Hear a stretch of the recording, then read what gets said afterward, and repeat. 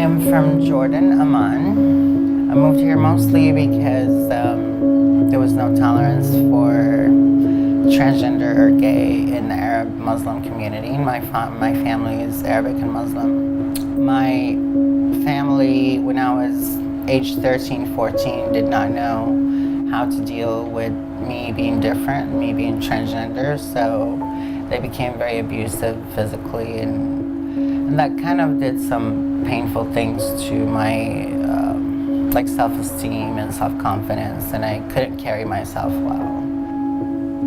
I was born in Escondido, which is San Diego County, and my family had 8 children, but they were drug addicts, and I think eventually got arrested when I was 2, and all 8 of us got put into foster care in Southern California, and they split us all up, but I went through like 3 or 4 foster homes with my brother before we got separated.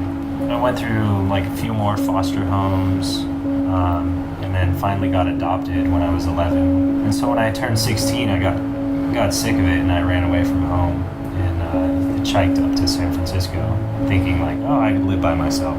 I'll figure this all out. I just want to get away. We met through a mutual friend of mine. I went over to his house to hang out. She was hanging out there.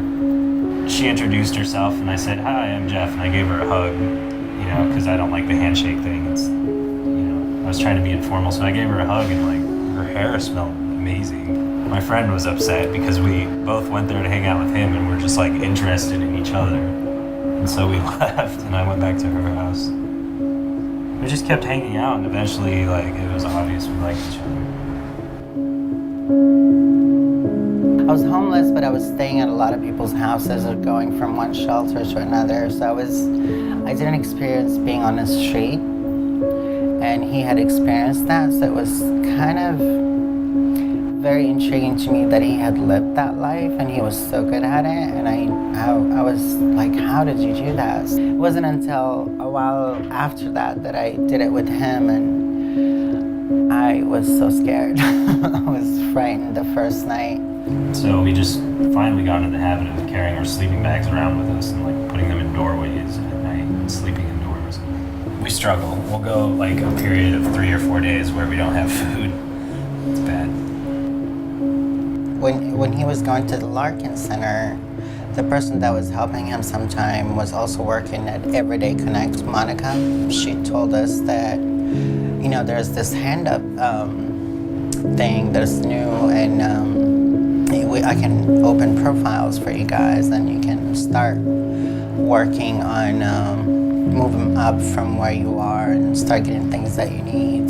So the first thing that I ever raised money for on HandUp was tools, because I do construction, and I've also used HandUp to buy clothes, stuff for our bathroom. I like how connected the donors are with my goals. Like I listed, like I want to open up a bike shop eventually in the future, and one of the donors who donated some money to me listed a resource through City Hall, listing every detail, everything I would ever have to do to open up a small business.